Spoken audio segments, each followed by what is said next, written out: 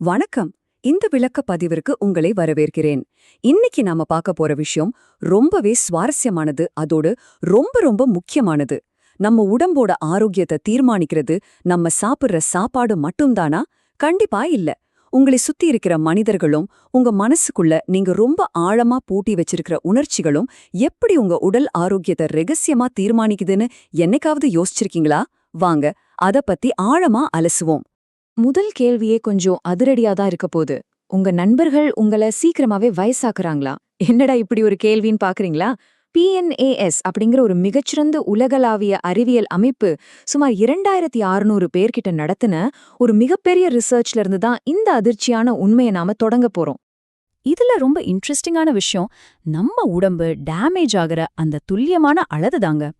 உங்க வாழ்க்கையில இருக்கிற ஒவ்வொரு டாக்ஸிக்கான, அதாவது ஒரு நச்சுத்தன்மையான உறவும் உங்க செல்களோட முதுமைய கரெக்டா 1.5% வேகப்படுத்துது. நம்ப முடியலல்ல, ஆனா இதுதான் அறிவியல் பூர்வமான உண்மை. இது சும்மா சொல்லல. விஞ்ஞானிகள் எபிஜெனட்டிக் கடிகாரங்கள் அப்படிங்கிற ஒரு பயாலஜிக்கல் டிராக்கரை வச்சு இத துல்லியமா அளந்திருக்காங்க. தொடர்ந்து நமக்கு ஸ்ட்ரெஸ் கொடுக்கற ஆட்களை நம்ம டீல் பண்ணும்போது அது நம்ம சொந்தக்காரங்களாவே இருந்தாலும் சரி, நம்ம உண்மையான உயிரியல் வயசுல பல மாசங்கள் அப்படியே ஆட் ஆகி நம்மள சீக்கிரமே வயசானவங்களா மாத்திடுது. நம்ம உடம்புக்குள்ள உண்மையிலேயே என்ன நடக்குதுன்னு இது தெளிவா காட்டுது பாருங்க. இந்த மாதிரி ஆட்களோட பேசுறப்போ நம்ம குரோமோசோம்களை பாதுகாக்கிற டிலோமியர்கள் அப்படிங்கிற கவசம் அப்படியே சுருங்கிடுது. உடனே உடம்புல கார்டிசால் ஹார்மோன் எகிரி நம்ம மூளை எந்நேரமும் ஒரு ஃபைட் ஆர் ஃப்ளைட் மோடுக்கு, அதாவது ஒரு எமர்ஜென்சி பதற்று நிலைக்கே போயிடுது. இதனாலதான் நமக்கு காரணமே இல்லாம தலைவலியும் ராத்திரியில தூக்கமின்மையும் வருது. சரி, இதுல இருந்து நாம எப்படி முழுமையா வெளியே வர்றது? இதுக்கு நாம ஒரு மெடிக்கல் டிடெக்டிவ் மாதிரி யோசிக்கணும்.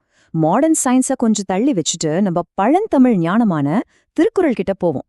நோய் நாடி நோய் முதல் நாடி அப்படின்னு வள்ளுவர் சொல்ற மாதிரி நோயோட மேற்பரப்பை பார்க்காம அதோட உண்மையான ஆணி வேற நம்ம கண்டுபிடிக்கணும். இதை சிம்பிளா சொல்லணும்னா, மாடர்ன் மெடிசன் என்ன பண்ணும்?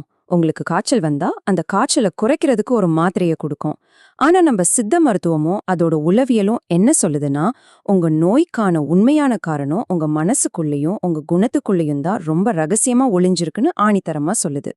இந்த மனசுக்கும் உடம்புக்கும் இருக்கிற ஆழமான கனெக்ஷனை புரிஞ்சுக்க முதல்ல நம்ம சித்த மருத்துவம் சொல்ற வாதம், பித்தம், கபம், இந்த மூணும் நம்மளோட சைக்கலாஜிக்கல் குணங்களோட எப்படி லிங்க் ஆயிருக்குன்னு பார்க்கணும். இது நம்ம உடம்ப ஓட்டுற 3 கியர்கள் மாதிரி. இத ஒரு கார் கூட கம்பேர் பண்ணலாம். ராஜச குணம் அப்படிங்கறது ஆக்சிலரேட்டரை முழுசா மிதிச்சு ஆக்ரஷமா வண்டி ஓட்டுறது. தாமச குணம் அப்படிங்கறது ஹேண்ட் பிரேக்க போட்டுட்டே வண்டியை நகர்த்த ட்ரை பண்ற ஒரு சோம்பேறித்தனம். இதுல நீங்க எதை செஞ்சாலும் வண்டியோட இன்ஜின் சீக்கிரமே கெட்டு போயிடும், கரெக்டா? ஆனா சத்துவகுணம் மட்டும்தான் அமைதியா எந்த டென்ஷனும் இல்லாம ஸ்மூத்தா வண்டி ஓட்டுறதுக்கு சமம். இப்போ ரொம்ப சுவாரஸ்யமான ஒரு பகுதிக்கு வந்திருக்கோம்.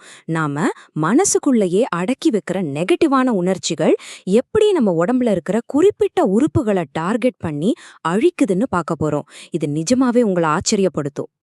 கோபத்தை வெளியே காட்டாம மனசுக்குள்ளேயே வச்சுட்டு இருந்தீங்கன்னா அது உள்ளுக்குள்ள ஒரு விஷம் மாதிரி வேலை செய்யும். அட்ரினலினை எகிர வச்சு நேரா உங்க கல்லீரலையும் பித்தப்பையையும் தான் அது தாக்கும். செரிமான கோளாறு, ஏன் பலவிதமான ஸ்கின் ப்ராப்ளம்ஸ் வர்றதுக்கு கூட இதுதான் முக்கியமான காரணம். அதே மாதிரி எப்போ பார்த்தாலும் கவலை, பதற்றம், இது உங்க நரம்பு மண்டலத்தை எப்பவுமே ஒரு டிஃபென்ஸ் மோட்லயே வச்சிருக்கும். இது நேரா மண்ணீரலோட செயல்பாட்டை முடக்கி அல்சர், மலச்சிக்கல், கடைசியா கடுமையான மூட்டு வலிகளை கூட கொண்டு வந்து விட்டுடும். இத கொஞ்சம் உற்று கவனிங்க. நம்ம உடம்பு நமக்கு சிக்னல் கொடுத்துக்கிட்டே இருக்கு. மனசுக்குள்ள இருக்கிற ஆழமான சோகம் நுரையீரல மூச்சு திணற வைக்குது. ஆழமான பயம் சிறுநீரகத்தை பாவிச்சு முதுகு வலியாவும் முடி கொற்றதாவும் வெளிப்படுது. வெறுப்பும் கோபமும் நம்ம இதயத்தோட இரத்த ஓட்டத்தையே சுக்குநூறா உடைக்குது. இதுல ரொம்ப ஷாக்கிங்கான விஷயம் என்ன தெரியுமா?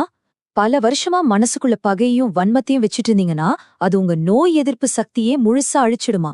நம்மள காப்பாத்த வேண்டிய வெள்ளை அணுக்களை முடக்கி கேன்சர் கட்டிகள் வளர ஒரு பெர்ஃபெக்டான சூழ்நிலையை இது உடம்புக்குள்ள உருவாக்கி கொடுத்துருது.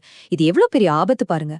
ஓகே, இது வரைக்கும் நம்ம உடம்பு கெட்டு போறதுக்கான இமோஷனல் காரணங்களை பார்த்தோம். இப்போ இதை எப்படி மாத்தி அமைக்கிறது, நம்ம உடம்ப எப்படி திரும்ப புதுப்பிக்கிறதுக்கான பவர்ஃபுல்லான தீர்வுகளை பார்ப்போம். இதுக்கு மருந்து நம்ம மனசுக்குள்ளதான் இருக்கு.